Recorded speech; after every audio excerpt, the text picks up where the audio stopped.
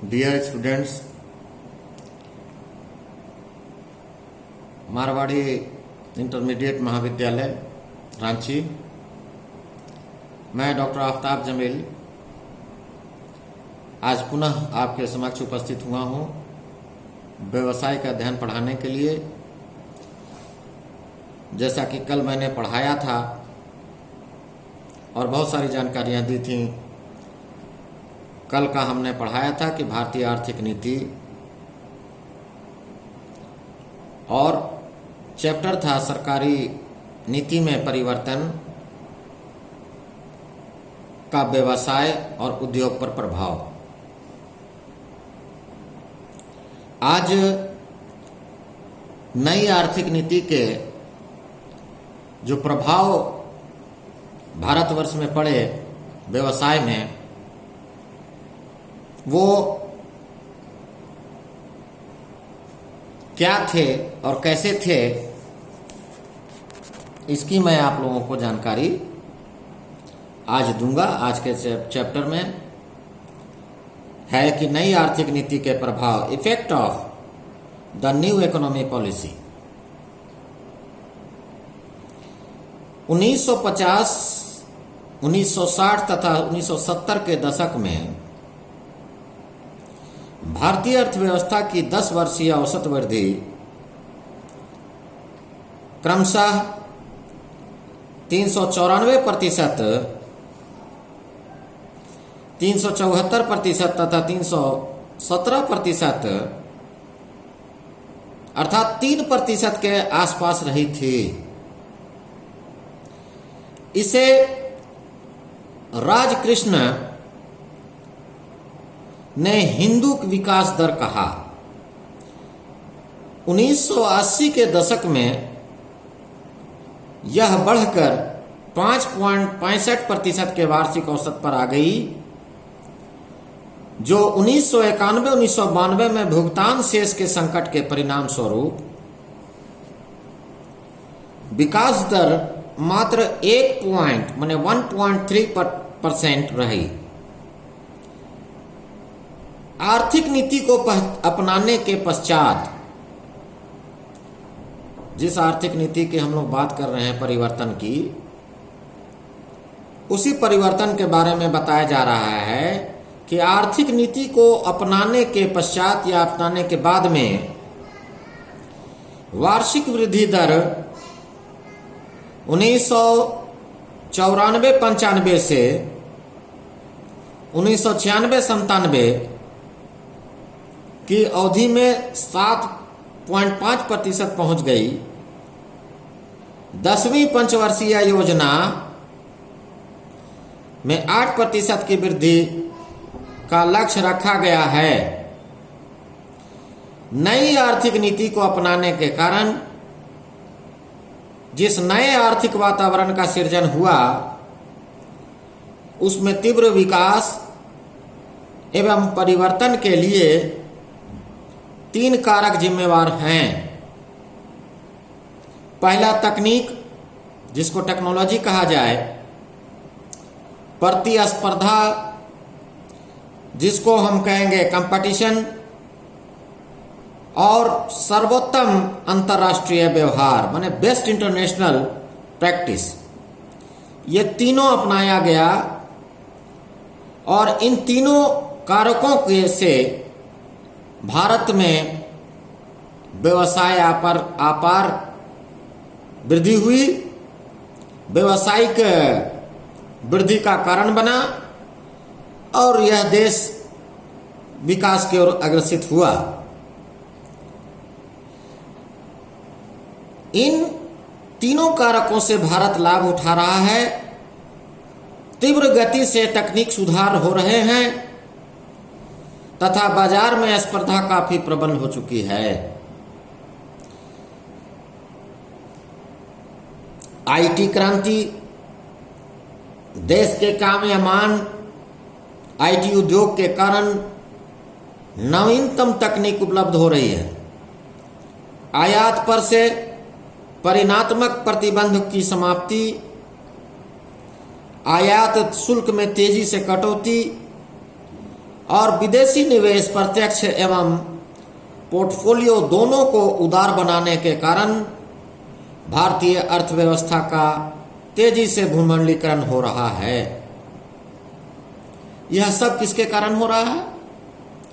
ये सब जो आप परिवर्तन देख रहे हैं और ये जो वृद्धि, जो विकास, नए नए आयाम जुड़ रहे हैं तकनीक के क्षेत्र में, आईटी के क्षेत्र में, तो यह नई आर्थिक नीति के प्रभाव हैं और ये नई आर्थिक नीति के कारण ही हो रही है।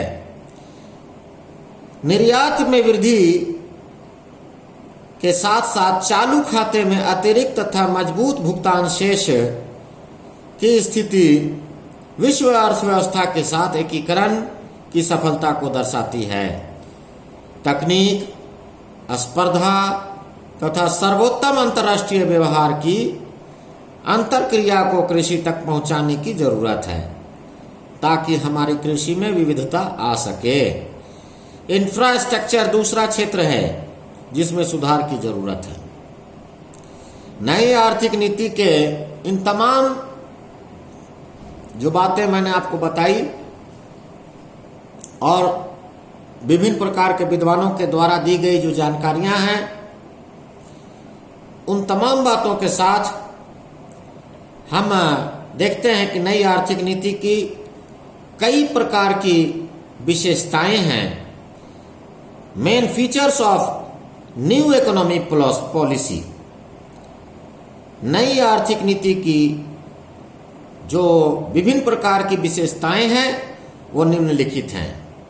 मेन फीचर्स जिसको बोलिएगा, 1991 की नई आर्थिक नीति की मुख्य विशेषता अर्थव्यवस्था का उदारीकरण, निजीकरण एवं वैश्वीकरण करना है, मुख्य है। ये तीन बातें जो हैं, ये जो आर्थिक नीति की, जो नई आर्थिक नीति बनाई गई देश में 1991 की यह नई आर्थिक नीति है और इसकी विशेषता यह है कि इसमें अर्थव्यवस्था का उदारीकरण किया गया, लिबरलाइजेशन जिसको आप बोलते हैं, उदार बनाया गया।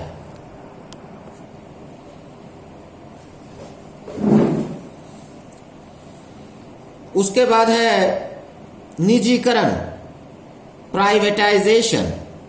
जैसे कि आप अभी देख रहे हैं, अभी रेलवे को भी प्राइवेट करना जा रहा है, कल कारखानों को भी प्राइवेट किया जा रहा है, स्वास्थ्य विभाग को भी बहुत सारे स्वास्थ्य विभाग के बहुत सारे जो कार्यालय हैं उनको भी निजीकरण की ओर ले जाया जा रहा है। इसी को बोला गया है प्राइवेटाइजेशन। प्राइवेटाइजेशन एवं तीसरी है वैश्वीकरण, माने ग्लोबलाइजेशन। ग्लोबलाइजेशन जो है यह तीन बातें हैं और इन्हीं तीनों बातों पर आधारित नई आर्थिक नीति है और इसके कारण ये सफलता की ओर जा रहे हैं। तो ये सारी जो बातें हैं, इन तमाम बातों को आप देखते हैं कि कहीं न कहीं यह भारतवर्ष के लिए एक विशेष स्थान रखता है और भारतवर्ष को अभी अग्रसर है विकास की ओर। और आप जैसे पहले हमने बताने का काम किया है कि भारतीय आर्थिक नीति जो थी उसके पहले इसमें जो सरकारी नीति में परिवर्तन की करने से पहले जो स्थिति थी और सरकारी आर्थिक नीति में परिवर्तन करने के बाद जो स्थिति बनी है, आपको मैंने अभी बताने का काम किया। इससे साफ प्रतीत होता है कि भारत बहुत विकास की ओर अग्रसर है और इसमें बहुत हद तक मेहनत की गई है और इसमें दिन प्रतिदिन अच्छे अच्छे आयाम जुड़ रहे हैं और इससे हम लोगों की जो व्यवसायिक नीति है उसमें भी बहुत सारी बातें आई हैं सामने कि व्यवसाय को किस तरह से उसको सरल किया गया और किन जिन कठिनाइयों से व्यवसाय और व्यवसायिक जगत, औद्योगिक जगत सफर कर रहा था उसको भी समाप्त करने का काम किया है। उदारीकरण से आशय यानी लिबरलाइजेशन से आशय व्यवसाय तथा उद्योग पर लगे प्रतिबंधों को न्यूनतम करना माने कम करना, अनावश्यक प्रतिबंधों को समाप्त किया जाना। जो बेकार का अलग अलग टाइप का प्रतिबंध था उसको भी समाप्त किया गया। उदारीकरण के द्वारा देश में ऐसा आर्थिक पर्यावरण स्थापित किया गया या ऐसा पर्यावरण का लाने का प्रयास किया गया जिससे देश के व्यवसाय व उद्योग स्वतंत्र रूप से विकसित हो सकें, उस पर कोई डायरेक्ट हस्तक्षेप ना हो और व्यवसाय करने वाले लोग या औद्योगिक घराने के लोग या उद्योग चलाने वाले लोग या व्यावसायिक लोग अपने ढंग से अपने अनुसार वह कार्य को स्वतंत्र रूप से कर सकते हैं। इसलिए ये उदारीकरण लाने का काम किया गया है और ये एक सफल प्रयास भी रहा। उन्हें कार्य करने में किसी प्रकार की बाधाओं का सामना न करना पड़े, वास्तव में उदारीकरण से यही आशय है। अर्थात सरकार द्वारा लगाए गए प्रत्यक्ष या भौतिक नियंत्रणों से अर्थव्यवस्था की मुक्ति ही लिबरलाइजेशन कहलाता है। यानी liberalization of the economic means to free it from direct और physically controls imposed by the government. ये बातें ये आपके सामने में आई है। उदारीकरण के कई प्रकार के उपाय भी किए गए, जैसे उदारीकरण के प्रमुख उपाय निम्नलिखित हैं। वस्तुएं एवं सेवाओं के आवागमन पर लगी बाधाओं को हटाया जाना, लाइसेंसिंग प्रणाली को समाप्त किया जाना या न्यूनतम किया जाना और सरल बनाना। दूसरा है नवीन उद्योगों की स्थापना को स्वतंत्रता प्रदान करना, इंस्पेक्टर राज्य को समाप्त करना और वस्तुओं की कीमत का निर्धारण उत्पादकों या निर्माताओं के द्वारा किया जाना, आयात नीति को सरल या सफल बनाना और उत्पादों के वितरण पर लगी रोकों को हटाना, स्कंध विपणन क्रियाओं को नियमित करना और सरकारी नियंत्रणों के स्थान पर बाजार शक्तियों को प्रोत्साहित करना। ये सारी जो चीजें हैं ये उपाय हैं किस चीज की? तो यह उपाय उदारीकरण का प्रमुख उपाय है कि उदारीकरण को कैसे इस पर लाया जाए और उदारीकरण किस प्रकार से किया जा सके, इसी के लिए ये सारी बातें हैं। और इन सारी बातों को हम विस्तार से और आगे भी आप लोगों के बीच में रखेंगे, क्योंकि ये बातें आज जो हमने पढ़ाने का काम किया है, अभी आप इस चैप्टर को धीरे से अपने घरों में जाकर के पढ़ने का काम करेंगे। उदारीकरण का व्यवसाय तथा उद्योगों पर प्रभाव, इसमें कुछ पॉइंट्स है, उसको भी आप नोट कर लीजिए, ये काम आएगा कि उदारीकरण का जो व्यवसाय है ये उसमें उद्योगों का पर कैसे डायरेक्ट प्रभाव पड़ा या उद्योगों को किस तरह से उससे फायदा या नुकसान हुआ, ये सारी बातें आपके सामने में हैं, इनको आप देख लीजिए। औद्योगिक लाइसेंसिंग तथा पंजीकरण की को समाप्त किया जाना, abolition of industrial license and registrations. दूसरा है लघु उद्योगों को की निवेश सीमा में वृद्धि।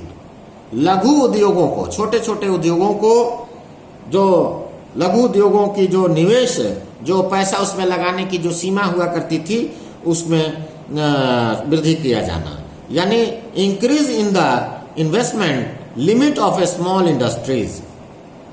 उसके बाद है एकाधिकार एवं कानून में रियायतें।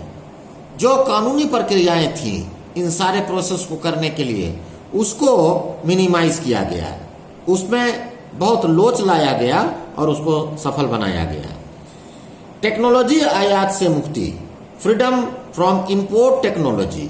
जो टेक्नोलॉजी थी उस समय की, उससे उसको फ्री किया गया और उसमें आप यहाँ से भी चाहिए अपने इंपोर्ट इसको आप टेक्नोलॉजी को आप इस्तेमाल कर सकते हैं। उद्योगों के विस्तार की स्वतंत्रता, freedom of expansion of industries. आप उद्योग का विस्तार जहां चाहिए कीजिए, जिस तरह से चाहिए कीजिए, इस पर कोई प्रतिबंध खास रूप से नहीं होता है और यही जो है सबसे ज्यादा फायदेमंद साबित हुआ। उद्योगों के विस्तार की स्वतंत्रता, पूंजीगत माल के आयात की स्वतंत्रता, ब्याज दरों का स्वतंत्र निर्धारण, free determination of interest rates, उसके बाद है 100% निर्यात, माने 100% एक्सपोर्ट ओरिएंटेड इंडस्ट्रियल यूनिट्स का होना। तो बच्चों, इस बात को आप जानकारी प्राप्त कर लें और मैं बार बार कह रहा हूं कि आप लोगों को अभी लॉकडाउन में फिर होने जा रही है, जैसा कि लग रहा है। आप लोग घर से बाहर ना निकलें, स्थिति बहुत ही भयावह है और इस स्थिति को भयावह माने समझिए कि बीमारी को बुलावा है। अगर आप बाहर घूम रहे हैं, टहल रहे हैं, तो इससे अभी आपको बचना होगा और अपने को भी बचाइए, अपने घर वालों को भी बचाइए, क्योंकि अभी बहुत ही डिस्टर्बिंग जो टाइम है, इससे आपको अभी समझना होगा भाई। इसीलिए हमने आपको बताने का काम किया है और अभी आप लोग अपना अपना फेयर कॉपी निकाल करके उसको देखें। अगर आप लोग फेयर नहीं किए हैं तो अभी से भी उसको करिए और पढ़ने का काम कीजिए। सुबह में 2 घंटा मिनिमम पढ़िए और रात में 2 घंटा निश्चित रूप से पढ़िए, क्योंकि वाणिज्य के या कॉमर्स के जो छात्र हैं उनके लिए फ्रीडम ऑफ लाइफ नहीं है, उनको पढ़ना होगा, चाहे जैसे भी पढ़ें। 2 घंटा सुबह में, 2 घंटा रात में आप पढ़िएगा तो निश्चित रूप से आप कामयाब हो जाएंगे। इतना ही आज के लिए और नमस्कार।